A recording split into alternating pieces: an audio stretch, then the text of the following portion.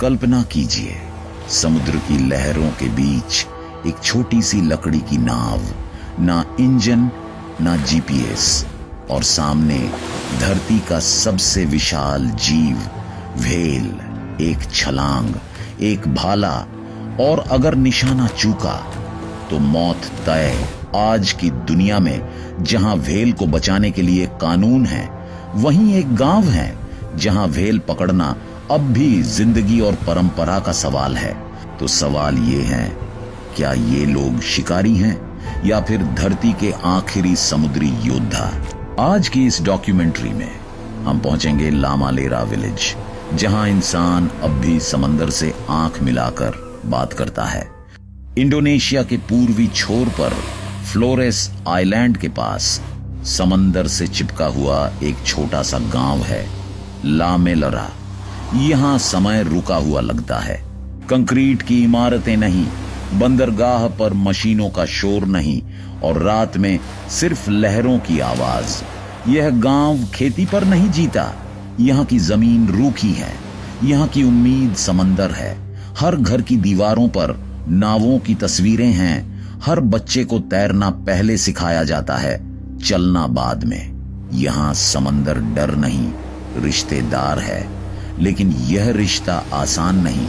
समंदर देता भी है, और जब लेता है तो सब कुछ। यही अलगाव लामालेरा को खास बनाता है, और खतरनाक भी। लामालेरा में व्हेल शिकार किसी कैलेंडर से तय नहीं होता, यह तय करता है समंदर। शिकार से पहले पूरा गांव इकट्ठा होता है, प्रार्थनाएं होती हैं, पुजारी नावों को आशीर्वाद देता है। यह मान्यता है कि समंदर का देवता हर साल कुछ व्हेल भेंट करता है ताकि गांव भूखा न मरे। लेकिन लालच की इजाजत नहीं, एक सीमा है। जरूरत से ज्यादा लेना पाप माना जाता है। यह पहला बड़ा सच है। यह परंपरा शिकार की नहीं, संयम की है। यहां व्हेल दुश्मन नहीं, बल्कि बलिदान है। और इसी सोच ने लामालेरा को सदियों तक जीवित रखा है, बिना फैक्ट्रियों के, बिना हथियारों के। लामालेरा की नाव को कहते हैं पलेदांग। लकड़ी की, हल्की और खतरनाक रूप से अस्थिर।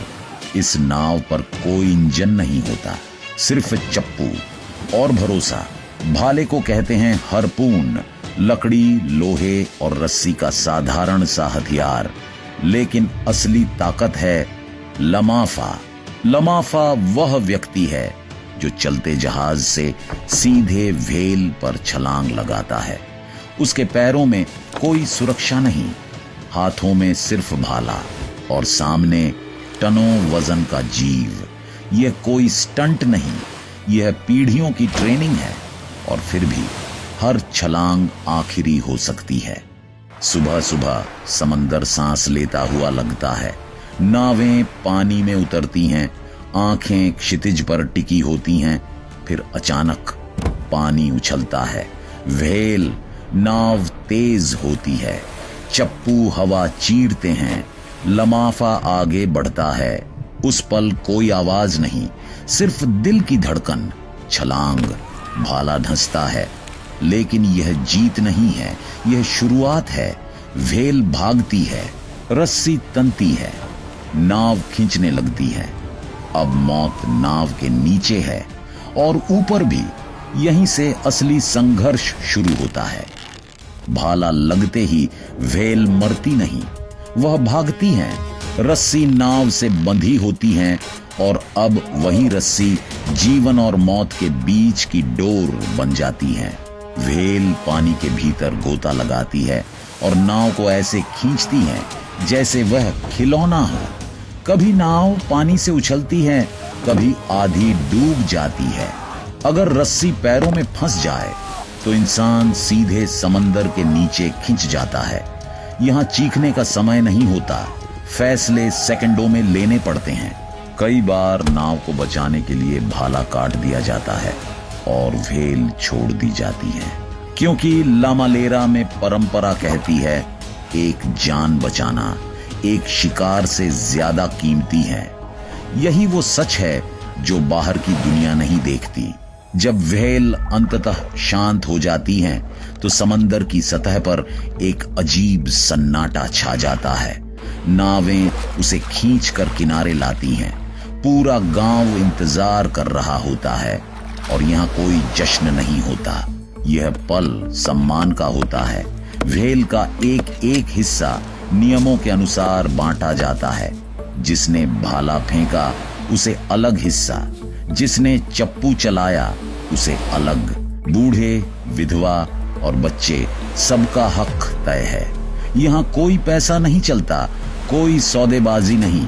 भूख को बराबरी से बांटा जाता है। मांस सुखाया जाता है, तेल निकाला जाता है, हड्डियां औजार बनती हैं। लामालेरा में व्हेल किसी एक की नहीं होती, वह पूरे गांव की जिम्मेदारी होती है। आज की आधुनिक दुनिया लामालेरा को एक सवाल की तरह देखती है। व्हेल मारना अपराध है, यह क्रूरता है। यह परंपरा अब खत्म होनी चाहिए। समुद्र से हजारों किलोमीटर दूर बैठे लोग फैसले सुनाते हैं, बिना यहां आए, बिना यहां जिए। लेकिन लामालेरा का सच अलग है।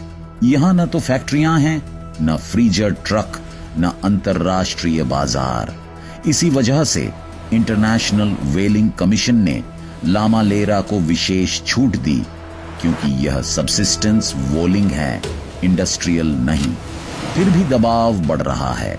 एनजीओ, कानून, कैमरे सब इस परंपरा को घेर रहे हैं और यहीं एक नया डर जन्म लेता है। क्या बाहरी नैतिकता एक पूरे गांव की जिंदगी छीन लेगी? समंदर अब वैसा नहीं रहा जैसा लामालेरा के बुजुर्गों ने देखा था।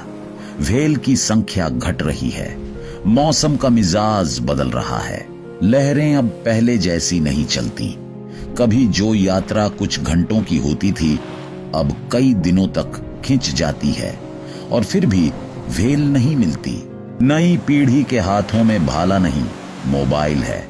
उनकी आंखें समंदर नहीं, शहरों की ओर देखती हैं। बुजुर्ग जानते हैं, यह सिर्फ रोजगार का संकट नहीं, यह पहचान का संकट है। अगर व्हेल चली गई तो सिर्फ शिकार नहीं रुकेगा। एक पूरी भाषा, एक पूरी संस्कृति और इंसान समंदर का रिश्ता हमेशा के लिए टूट जाएगा। यही सबसे डरावना सच है कि लामालेरा मर नहीं रहा, वह धीरे धीरे भुलाया जा रहा है।